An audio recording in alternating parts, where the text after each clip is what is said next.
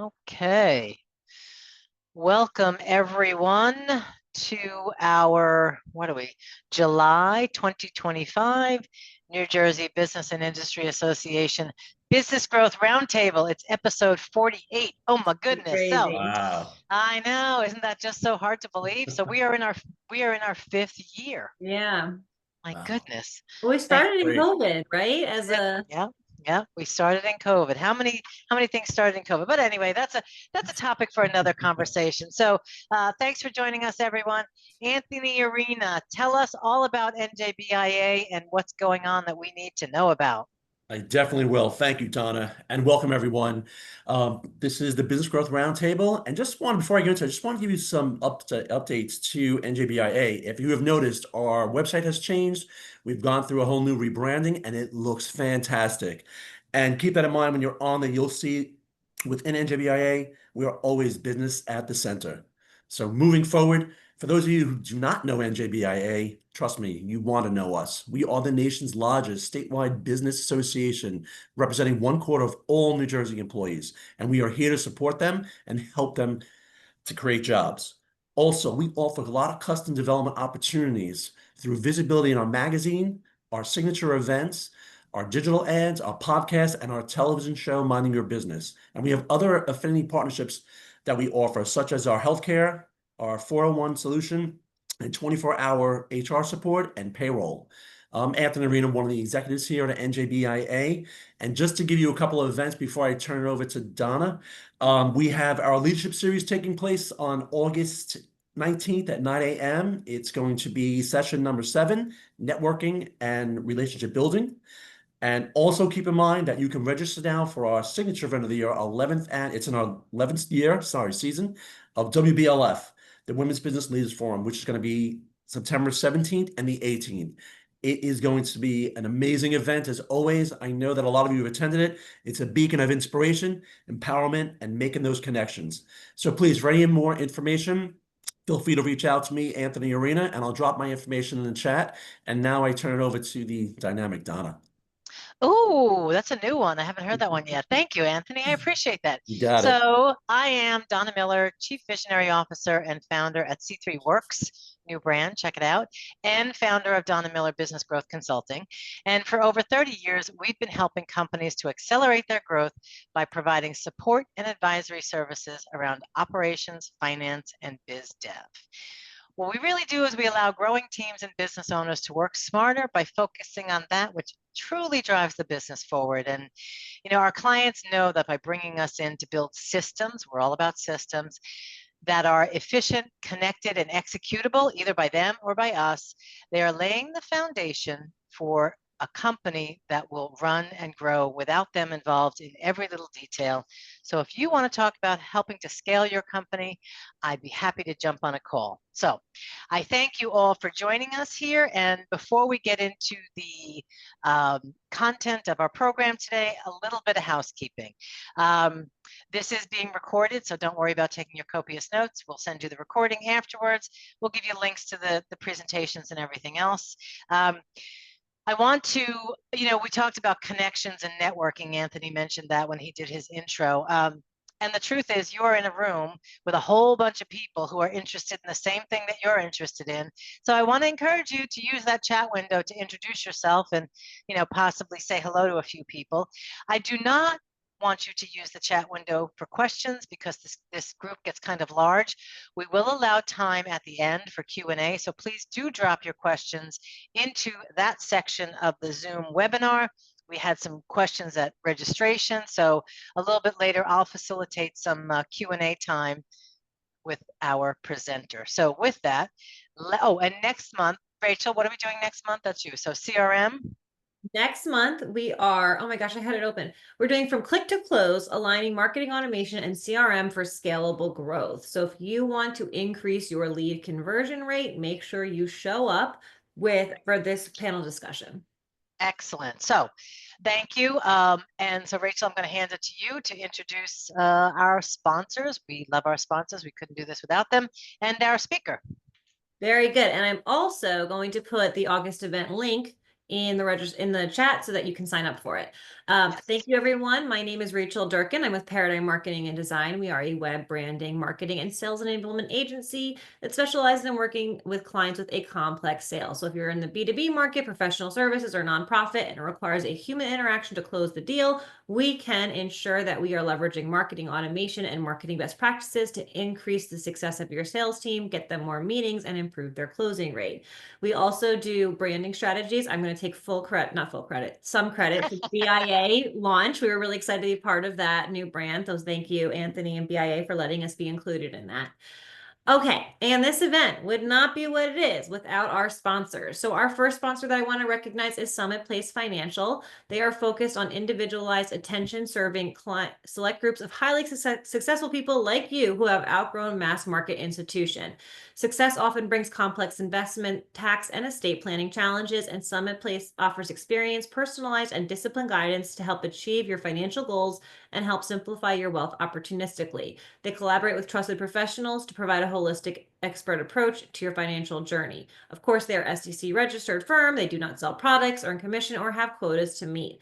They work solely with your best interest in mind. I have worked with them. I have referred a ton of people to them. I highly, highly recommend them as one of the best financial advisors I've ever worked with. I also want to recognize Atlas Consulting Services is a full service insurance brokerage specializing in complex employee benefit programs, including health, dental, vision, life, disability, and retirement. They serve a wide range of clients from top law firms and hedge funds to businesses of all sizes. Atlas manages the entire benefits process, including implementation, enrollment, compliance, claims, and COBRA. Known for their tailored, cost-effective solutions and responsive client services, Atlas provides personal attention and expert guidance to help organizations and their employees navigate the complex insurance landscape. And let me tell you, it really is complex. So call Atlas today. With that, I am going to put this next August event in the chat. Be sure to register now. You can, one thing on August, it is normally the second Tuesday of the month. This month, we're doing it the first Tuesday. So August 5th is the event. It's a different date. You can register to receive the recording because I know all of us are going to be at the beach and busy, but you can listen to it while you are driving to the beach. So make sure to register to receive the recording as well. And then with that, Donna, do you want, am I introducing the speaker? Yep. So we're going to hand the stage to you, Rachel. You can bring Rob on and we will go from there. Anthony and I will duck behind the curtain and I will see you a little bit later for Q&A. Fantastic. Hi, Rob, where are you? There he is. Oh, thank God. I thought you were going to leave me here alone. I was going to be. No, he's not. Robert is much more interesting than I am. So Robert, I'm going to let you introduce yourself and MicroStrategies, who is one of the most capable firms that I've ever worked with. So I'm really excited for this presentation today. And Rob, I'll let you take it away. Yeah, thank you, Rachel, and thank you, Donna and Anthony as well. My name is Robert Fernandez. I'm the field CISO here at MicroStrategies.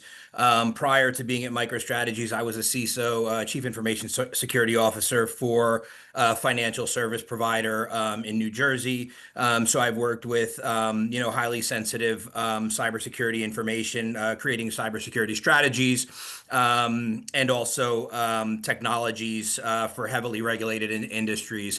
I've also done some consulting on the side with multiple businesses, different business models, healthcare, law firms, so on and so forth. MicroStrategies is a full service technology and cybersecurity provider. So we're here for helping you build your strategy. We're not here to kind of throw solutions at you and products at you to try to sell to you. Basically, we want you to create a strategy so that your spend is done properly and you're not just playing whack-a-mole with all of your issues that may arise. With that being said, let me share my screen and get started on the presentation here today. So AI and cybersecurity, ally, threat, or both.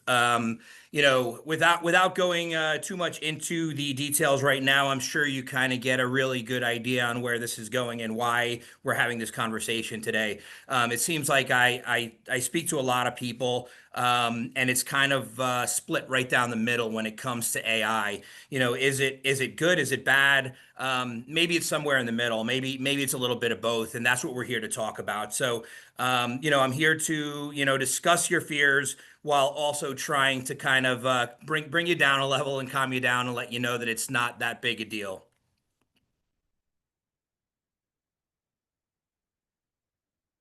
So we're obviously in a changing landscape with AI, right? Technology, even prior to AI, has been, just the progression of technological advances has been crazy over the past, 10, 20 years. And now with AI, everything is evolving even faster, technology wise, but also with that comes more advanced and evolving cyber threats.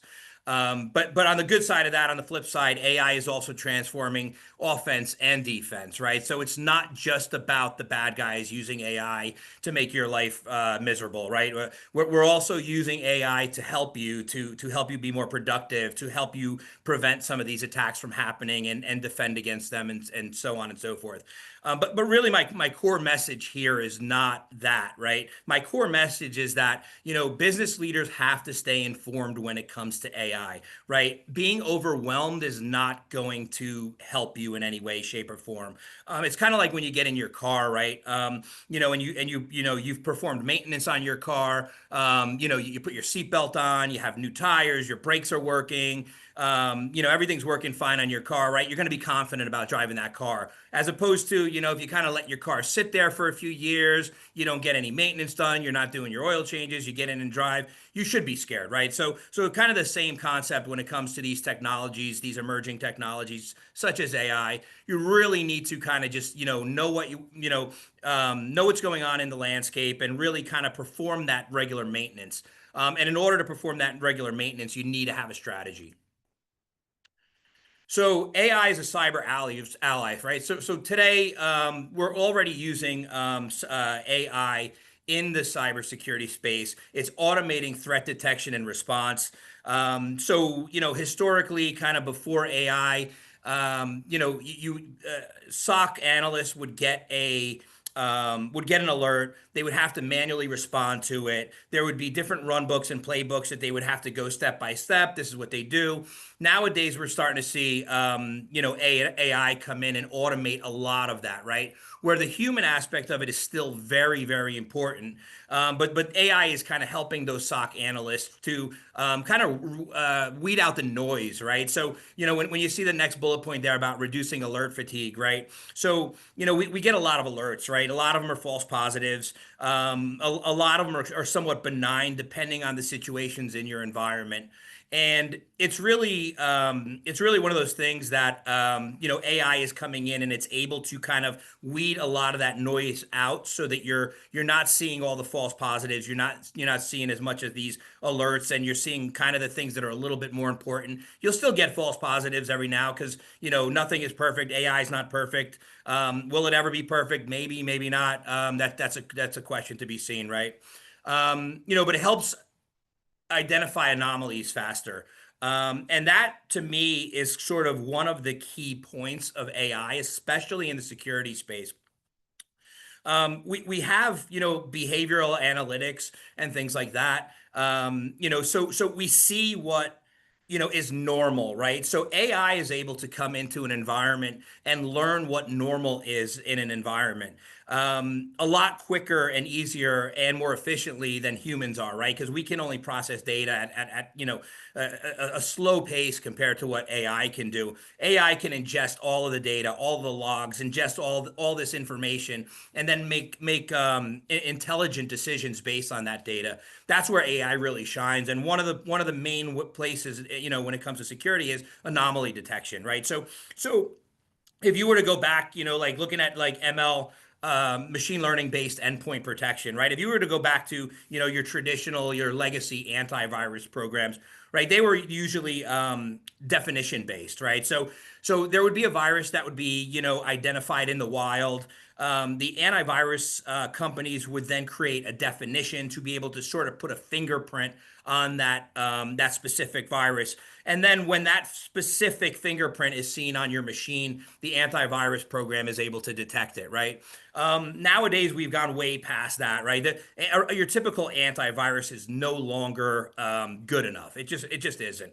And the anomaly detection is really a huge part of it. So So instead of looking for something that is known bad, AI is able to use, its algorithms and its machine learning to determine what could possibly be bad based on behavior analytics and things like that. And it's also looking not just at external threat actors, but internal risks as well, which could be, malicious internal threat actors, or it could be internal, just people who are just making mistakes inside and inadvertently doing things that are risking the organization.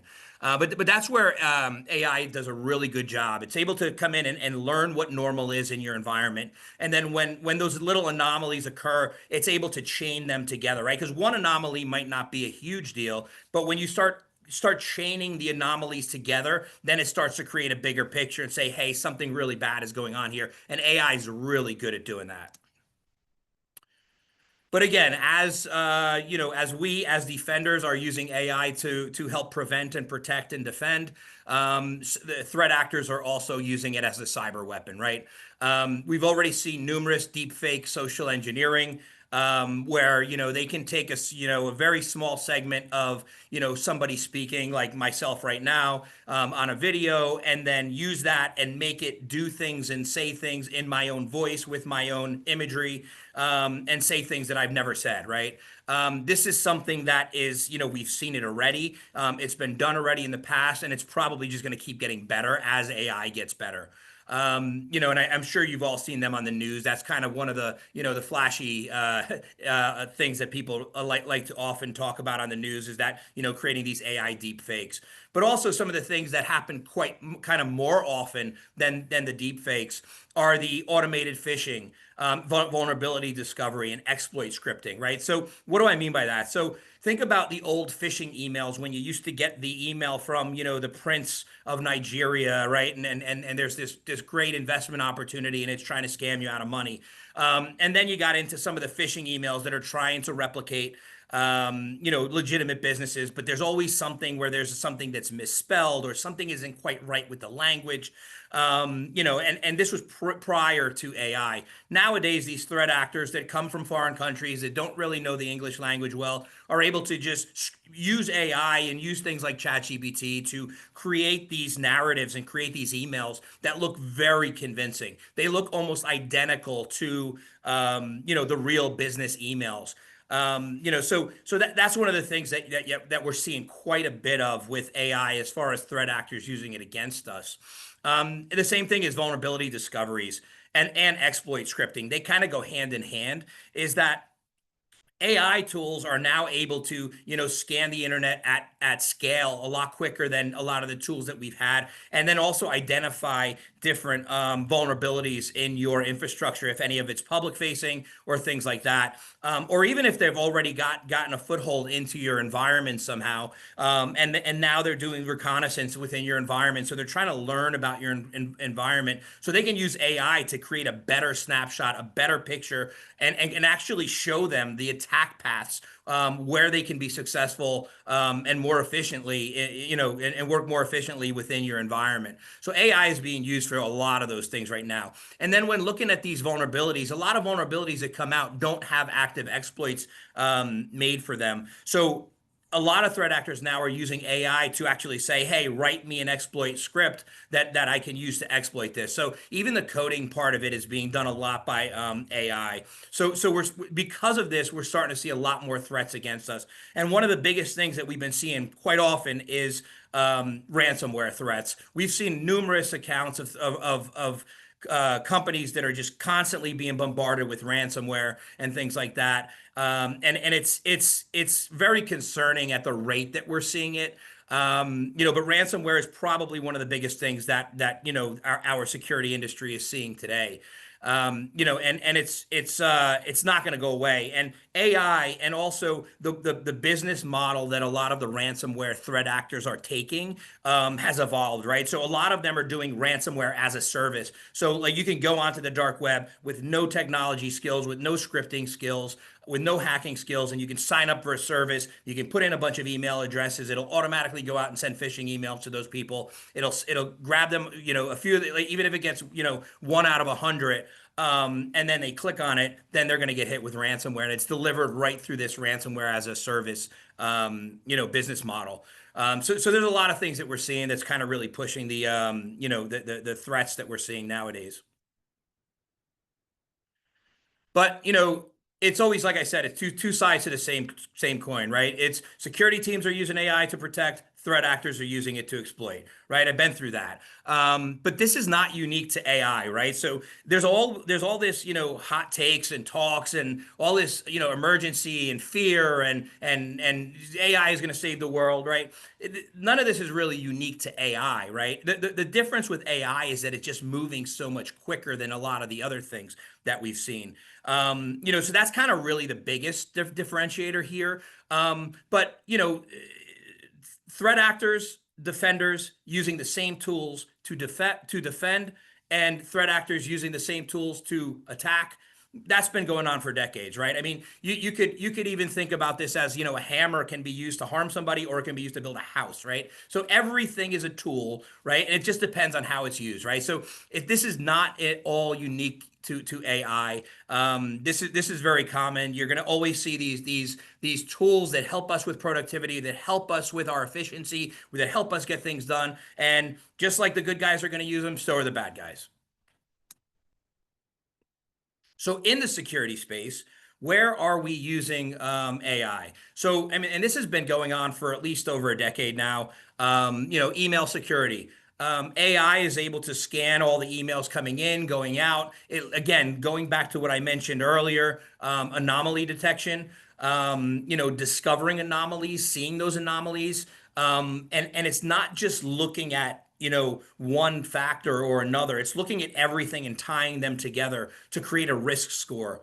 And basically with email security, what it's doing is it's seeing the history of the user, right? And seeing the history of the user and, okay, is this an anomalous email that is being sent to the user or from the user? But then it's also bringing that together with organization anomalies and organizational data.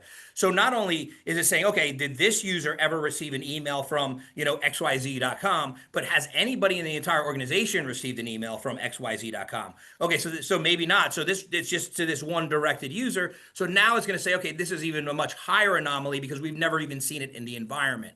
And then it could also look on the backside of things and say, okay, wait, we've also noticed, on the DNS side of things, this email, it was newly created, right? This is a newly created email, which is another sort of anomaly that we look for, because threat actors sometimes they create a brand new domain and then they go and they send out a bunch of malicious emails from that domain. So, the AI tools are looking at that. They're looking at the behaviors. They're looking at the language that's used in the email. Is this email asking the user to take some sort of an action or do something?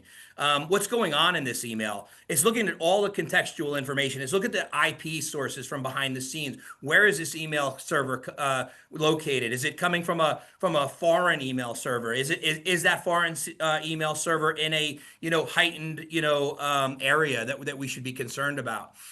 So it's kind of putting all these things together. And then the email security, not only is it detecting, but it's also able to stop threats in its track, which in real time, right? So that's one of the awesome things about AI, using it as a defender, is that it's able to actually stop a lot of these things in the track. Because again, I mentioned earlier about ransomware being one of the biggest threats that we're seeing out there. Well, 9 times out of 10, we're seeing it coming through emails. Somebody's getting a phishing email, it's getting phished. So if you're able to stop and prevent that, that's kind of like one of the bigger concerns. Obviously, there's a little bit more after that because there's other ways that threat actors can come in. But if you're able to stop these phishing emails from coming in and then running executables on your machines, that's a different point. That's the endpoint detection, right? So the detection and response, right? So AI is doing that as well, right? So even if it gets through the email and then the user clicks on a link and then they download some sort of malicious executable,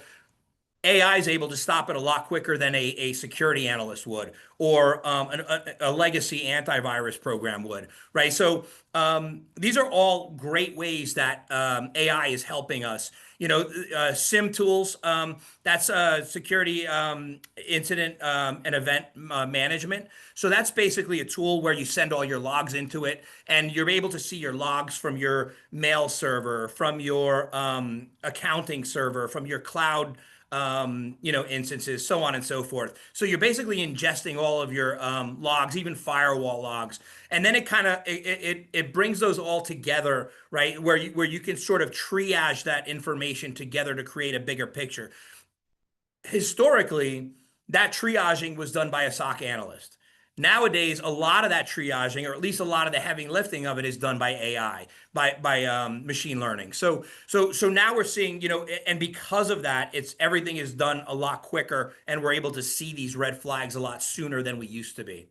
Again, network traffic analysis, same concept, and then cloud access monitoring. So with the AI tools that are sitting in front of the cloud, now we're able to see, okay, who's logging in from where? Is this login anomalous? Why did this person just log in from, let's say, Texas, and now 2 minutes later, they're logging in from the UK, right? These are all anomalies that are able to be detected and prevented using AI. And then one of the problems that we have with AI is that, and this is a big problem today as well, is the risks of rogue AI and shadow IT. So basically what I mean by that is that your end users are using AI, and to be honest with you, probably most of us out there, your end users are probably using AI that have not been approved, and you don't have any visibility into it, you're not monitoring it, you don't know what's going on with it. Are they entering sensitive information? Did they just take that confidential document that you gave them that you just gave them a task that they have to do on this document, and they're going to make their lives easier by uploading it into ChatGPT, have ChatGPT give them some advice, some answers, and then they're going to come back to you. Well, they just uploaded sensitive information into ChatGPT, but do you know what they entered there? Do you know that ChatGPT isn't using that information? Do you know that information can't be hacked, right? Every third party can be hacked. I mean, the DoD has been hacked, and the NSA has been hacked, right? So we can't expect any company to be 100% secure, right? But it's more about due diligence and making sure that you're checking to see that they're doing the best that they can to keep things secure. But that's what rogue IT is, right? So do you know where your employees are going, what they're uploading, what they're typing into this? If you have developers, are those developers uploading hard code secrets or passwords into any of these ChatGPT or other GPTs or other chatbots and things like that? You don't know what's out there. The security first starts with inventory and visibility, right? So if you don't have that, you're already playing a losing game. So what do you do, right? So you have to implement AI usage policies, monitor and educate employees, right? If you have the capacity to put whitelisting in place, say, okay, here's our approved, machine learning tools that we can use, and everything else is off limits. You're not allowed to use them, and then you can block those using sort of whitelists and things like that. Going back to, my example, right? So here's 3 real world examples. Omni GPT, alleged breach. A hacker Gloomer allegedly leaked data from 30,000 users, including 34 million lines of chat, API keys, and file links. So API keys, right? So if somebody gets a hold of your API keys into your environment, they basically can, steal information from you. They can hack into you. They can do all kinds of things with those API keys. DeepSeek AI exposure. Over 1 million log entries and software keys found. Again, keys found, log entries. This luckily was found by a researcher who then reported it, and then it was fixed. But we don't know if somebody found these log entries and software keys prior to Wiz Research finding this information. And then the other thing is whatnot storage, right? 346,000 personal identifiable information, passports, resumes, things like that. And again, I want to be really clear about this, right? this sounds scary, and it is scary. But this is not abnormal when it comes to all technologies, right? This is not just specific to AI. This is with all kinds of technologies. Dropbox, this is, Google, this is anything that you use today, even AI or not, has the risk of having, with the whatnot one, that was the case of a misconfigured Google bucket, right? So somebody that set this up had this bucket where the files and documents and logs were stored to, that was misconfigured to give read access to everybody in the world, right? So that's done all the time, constantly, by even companies that are not AI, right? That's why your third-party risk management and your supply chain program is so important when you're dealing with cybersecurity, because all it takes is for you to onboard one vendor and you didn't vet them properly, you're not monitoring them properly, and now all of a sudden you opened your entire organization up to a lot of risk. So again, this is not very specific just to AI. Again, we're just seeing it a lot more because with AI being, sort of the hot topic today, the reason why you're seeing this so much more is because everybody has to do AI, right? It's like a marketing thing now, right? So if you want to sell a product, does it have AI? Oh, why not? The competitor has AI, right? So everything has to have AI. So a lot of companies are being really trying to be quick to market, and they're not properly securing or configuring their infrastructure and their systems and their APIs and things like that, which leaves them more open than some of the more legacy stuff that's kind of been through that and done that already. And they understand the process of secure coding and secure implementation and things like that. And the AI is just trying to get more to market. The AI tooling and features are trying to get more to market quicker, right? So a lot of this stuff is going missed, which is why we're seeing so much more in it. So third-party risks to consider: data retention and sharing. User inputs may be stored and reused for training AI models without clear consent. So again, I went back to, the rogue shadow IT that, your employees might be using different GPTs, different machine learning models in your environment. They might be inputting sensitive client data, sensitive company data in there. Well, do you even know that, that this company's not storing and using that for their models, right? And if they're storing it, right, that gives you a risk that if they get hacked, your data now got hacked, right?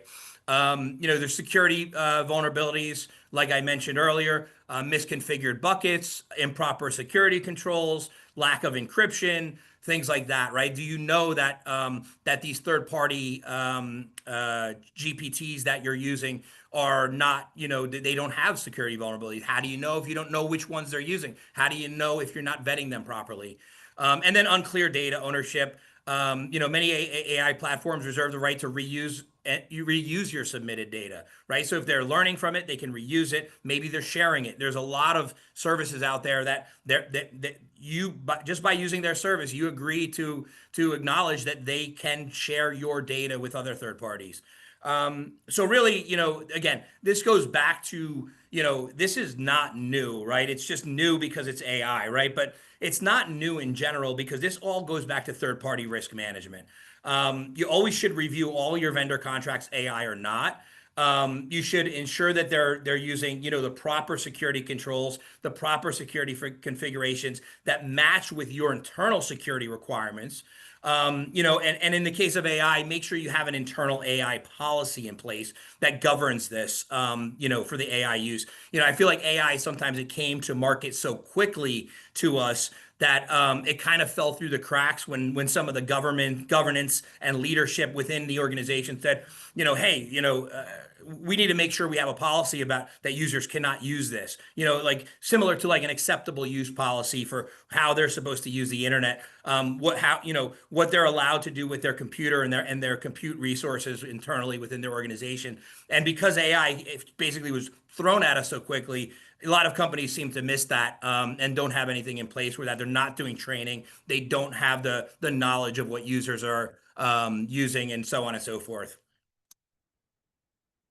So how to integrate it successfully? Know what tools are already in use. Like I said, inventory, knowledge of what you have in your environment is the first step to security. If you don't know what's in your environment, how are you going to secure it? If you don't know what's being used, how do you know to prevent it from being used if people are, uploading sensitive data to it, things like that. If you're going to be using some sort of an AI tool, evaluate vendor transparency and data privacy. If you have the ability and the capacity to whitelist approved services, okay, this is the approved company. We're only going to allow Copilot within our environment. We have our system locked down so that users can only access Copilot, and everything else is going to be blocked. So a user can't even get to it if they try. Things like that. And education, of course, like don't just throw all of these, compliancy requirements at them, right? A lot of end users will resent that. You educate them, tell them why this is important, why it will jeopardize the company, why it could jeopardize their employment.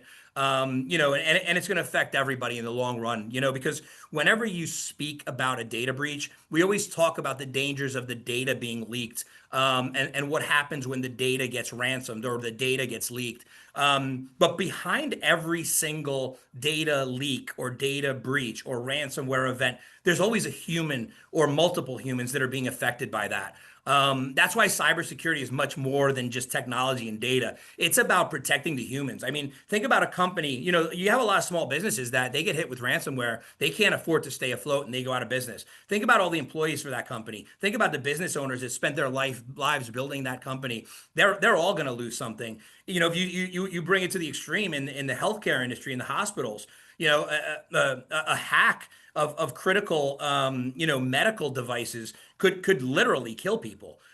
So all of these things, whenever you're talking about, cybersecurity, data is kind of what the focus is on, but really behind the scenes, it's because of the humans behind it. The data wouldn't even be important if humans behind the scenes weren't affected by it, right? So always just keep that in mind when thinking about this. But again, evaluate your vendor transparency, whitelist approved services, educate users, establish boards. You should have this should come down from leadership. This should not be left onto your IT person, your IT director. This is definitely this is about responsibility. This is about ownership. And really, it needs to go all the way up the ladder to, your executive leadership and your organization needs to own this. It's not up to your employees to make policy on this, and it's not up to your employees to dictate this sort of thing and kind of figure it out themselves. You need true guidance from true leadership. So again, executive leadership matters. You need to ask the right questions, ensure policy and ethics reviews. Ethics comes into a big play with this as well, especially there was recently a case in a law firm where a lawyer actually used ChatGPT to cite case law, and ChatGPT completely made up the case law. It was non-existent. And I don't remember if he got barred or what for it. But making sure that you understand that, just the same way that you would vet the material that's provided by a human. That's why we have editors. That's why we have people that go through a vetting process. You need to do the same thing with AI, right? Just because AI gave you an answer doesn't mean it's true, right? It doesn't mean it's ethical, right? So you need to have ethical constraints within the use of AI as well. And then tie AI decisions to business risk strategy, right? This is not and govern internal use of AI, right? So AI decisions, business risk, everything in a business comes down to business risk.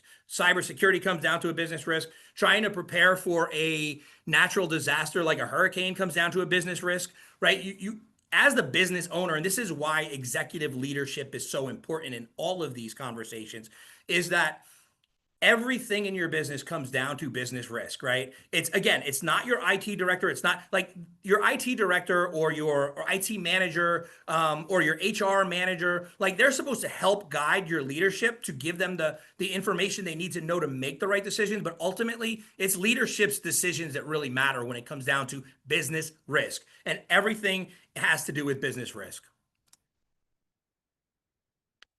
So again, I want to just to be clear, I keep reiterating this because it's an important concept, is that you need to govern AI just like any other tech, right? AI is not exempt from governance. Treat it like other critical tech services. And you already have an internal cybersecurity program, right? If you don't, you should probably work on getting one immediately. And if you do have one, you do have a third-party risk program, right? You're evaluating your third-party vendors, right? Because again, you can be, oh, I'm a small company, I don't. Okay, but now you just brought in another third party. They get hacked. They store your data. You essentially have been breached, right? And you're responsible. You're always responsible for your data, even if you outsource it to a third-party company, right? So you need to make sure that you have a cybersecurity program that's led by executive leadership, and that's approved throughout the organization and communicated throughout the organization. And that third-party risk program is a huge part of it. And all of this AI conversation falls right into that third-party risk management program. Do you know what tools your employees are using, right? Do an inventory. Ask them. Start monitoring the network traffic. See what they're doing. Are AI providers, if you're using them, if you're using Copilot, are they securing your data? How do you verify that? You need to get confirmation. You can't just go by trust. Do you have policies, acceptable use policies, for example, for inputting confidential or sensitive data? Are you able to prevent and detect data leakage, i.e. DLP, data loss prevention? Have you implemented data classification? That's an important part that a lot of people don't realize, is that, if you start turning on AI components within your organization, and it gives broad access to different documents that you might have in OneDrive or wherever you're storing your files, you might essentially be giving access to confidential documents to users who shouldn't be seeing that information. So before you start turning things on and really doing those sorts of things, you need to make sure that your data is classified properly. It comes down to least privileges. An employee should only see and only have the services available to them that they need to do their job, nothing more. And that's what the data loss prevention and data classification comes into. Have you defined your strategy for AI use? How are third-party vendors evaluated for risk? So again, there's a whole process for evaluating any third party, right? AI or not, right? There are some different nuances with AI that they definitely need a little bit of a different sort of approach, but it's the same concept. And good government starts with visibility, control, monitoring, accountability, right? So we need people in the organization that are accountable for owning these processes. And again, this is an ongoing process, right? Just because you vet a vendor today and you review your AI policy today doesn't mean that it's going to never change, right? Most security policies, programs are living, breathing documents, and they need to be evaluated regularly because everything changes around us. Our environment changes. Your infrastructure changes. Your business model might change. So as different things change, you need to reevaluate all of these processes. So really quick, some key takeaways here. AI is a force multiplier. Cyber crimes use it just like defenders do. Make sure if you are going to integrate it, you do it thoughtfully. You should do it with the proper guidance. If you don't have the proper guidance, you should go out and find somebody that can help you create the strategy, right?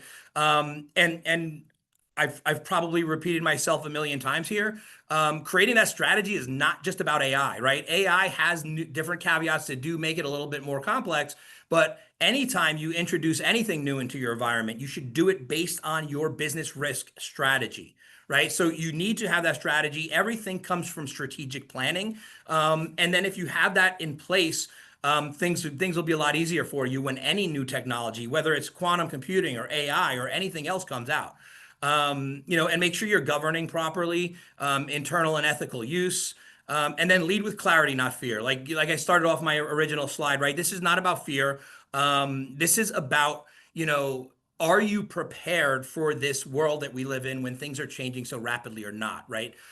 So once you are in that position where you're confident that you're keeping up with this, that you understand these things, right? Then when these little curveballs get thrown at you, it's no big deal because you've practiced this. You've got your strategy down. You're strong on that. You feel really positive and confident about that.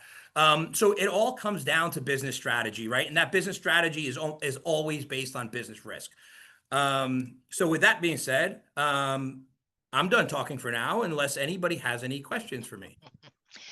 Why, thank you, Rob. You know, it's funny. I was listening to your entire presentation, and um, I have so many questions, but we have some questions from our audience as well. So let me not be entirely self-serving, and let me ask their questions first. So you talked a lot about strategy, which, as a business growth strategist, I agree. Everything starts with strategy, and I agree strategy is a fluid, living, breathing document. So you talked about business risk strategy. One of our questions, Adam from Puharik and Associates, can you share anything with the audience, and this may or may not be your expertise, about cyber risk insurance? Oh yeah, definitely. Yeah, so cyber insurance, they are not all created equally. That's one of the biggest things I want to say. There's cyber insurance riders, there's cyber insurance policies. What you really want is a comprehensive cybersecurity insurance policy. At MicroStrategies, we can definitely help you to review your current policy to see what's in it. A lot of times there's gaps that you might not realize. It's also really important to know who is answering the questions on the application for you when you're applying for the policy. Because there's a lot of, are you doing this? Are you doing this? Are you doing this? And some people might either, be saying yes to it just to get the policy, or they might be, not sure. So they're putting down a yes, and when in fact, maybe they're not doing it. So if you do something like that on your policy, on your application, and then you do get hit with a cyber breach, you're not going to get coverage. Right. So that's one of the things about cyber insurance to really take into consideration. Another thing to take into consideration is if you do have a policy, there's a lot of things that your carrier will provide to you even prior to any sort of an incident. So, way too many people get that policy. They stick it in their drawer. They never pick it up, and they never look at it, and they never take it out until they have an issue. And then they're scrambling trying to figure things out. Know what's in your policy before you have an incident. Right? Know what they expect from you during an incident. Know what you can expect from them during an incident. You might bring in an IT company, and they might start doing work that might void something that's in your. They might say, hey, that we don't want the MSP or your IT provider to do these things for you because that's going to destroy evidence if they go and re-image machines and do things like that. So you need to be proactive with your insurance policy and know what's in it and what's expected of you prior to any sort of incident, and have those numbers ready. In the case of it, know what your coverage is, know what you're covered for, right? And these should be things that should be right on your screen. They should be right in front of your face, so that when that incident happens, you're not scrambling trying to find that policy, trying to figure out what's in it, who to call, what coverage I get, what are they going to provide to me. Some of them will provide you with incident response services, right? So you need to know those things ahead of time. Great information. And I would imagine not all cyber insurance agencies are created alike, just like policies aren't created alike. So I'm sure that you can help guide people in that regard.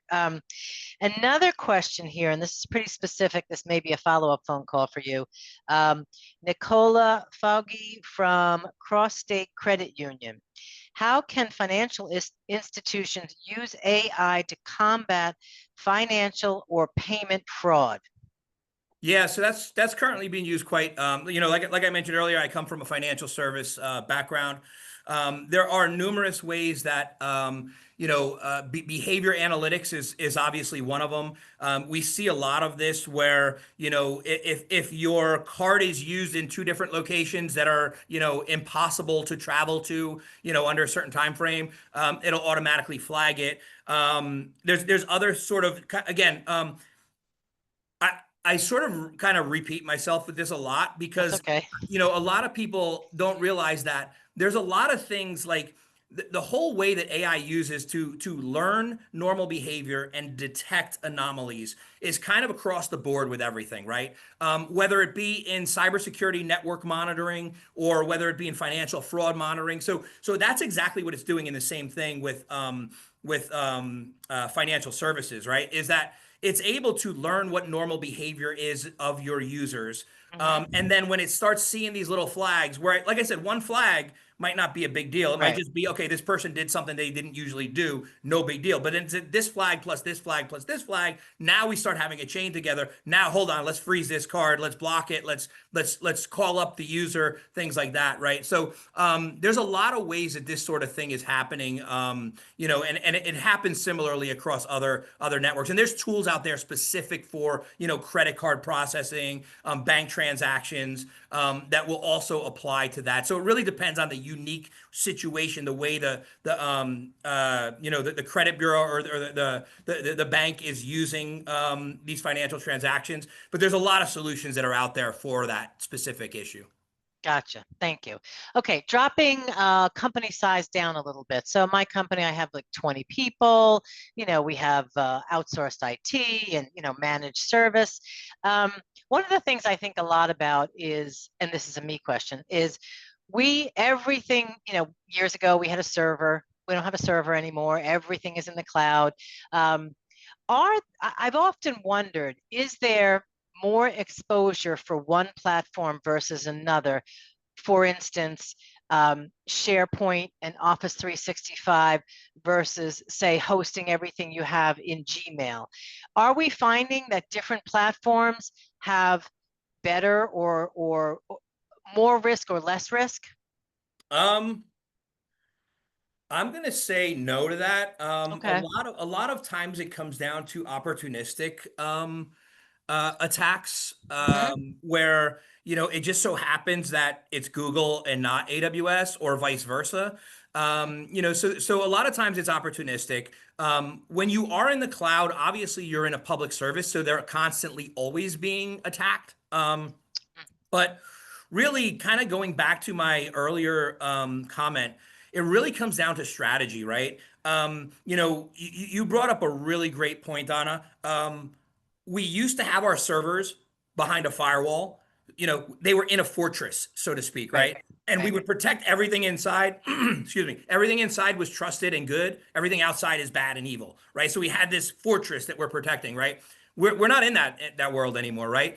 We might have things that are still in a fortress, but then we got our users that are over here somewhere. Then we have our data that's in AWS or Google or some other cloud storage. We have an MSP or a company that's providing support for us that is coming in from over here, right? So we got all these different things, right? So we're in a decentralized world, right? The data and the people are both decentralized, right? So really the way that people are moving forward from a security perspective it's not a product, it's a strategy called zero trust. And it basically implements a lot of different technologies that make it happen, right? So you really need somebody that's going to kind of help you, guide you in that direction. And it's not something you turn a switch on or turn it off. It's something you plan for and you work to get to it over the years, right? But that zero trust strategy is able to protect your data no matter where it is, and to protect your users no matter where they are. And it does it through a lot of things that are traditional approaches, such as network segmentation, using identity providers online, whether it be Microsoft Entra or whether it be Okta or Duo, things like that, using endpoint detection and protection, kind of locking down the endpoints. So there's actually ways where you could say, okay, my data is in my office and it's in the cloud, and I have Rob is one of my end users over here, but his computer's locked down, so he can access that stuff. But if he were to go on a different computer, he couldn't access it. So you can actually lock down your cloud data, your cloud endpoints. You can lock down your inter-office endpoints, all based on, you know, locking down that workstation that the user. So you give that person that workstation, and then only they can get into it. So if a threat actor even has your credentials, they can't get into your info. Great. And, you know, throughout the presentation, I have to say that you've made a very technical subject very understandable. So I thank you for that. Oh, thank you. So a question from me, because this is how I roll. Is there, and this could even be a thinking question. As I lead my company, and actually I'm raising up other people to lead my company, there are so many different things as a business owner of a small to medium-sized business that you have to be aware of, and you have to wear so many hats, but you can't do it all. So obviously you have to hire good vendors like yourself. But I often wonder, is there something that you would recommend we read on a regular basis to keep ourselves informed? You know, there's so much information out there that the process of vetting what you're reading to know if it's a good source becomes so difficult. So any recommended reading for us on this topic? I mean, there's Reddit groups. There's definitely, you know, obviously following people on LinkedIn like myself. You know, I post updates regularly, advice, things like that. And then, you know, following MicroStrategies, we as an organization, we also, you know, post a lot of information that could be useful for everybody. So there's definitely a lot of things, you know, but definitely kind of like attending more events like this, where, you know, you have somebody like myself who's been in the industry for, you know, decades and doing this sort of thing that you can get advice from, you know, because obviously for SMBs, it's tough, you know, because, It is.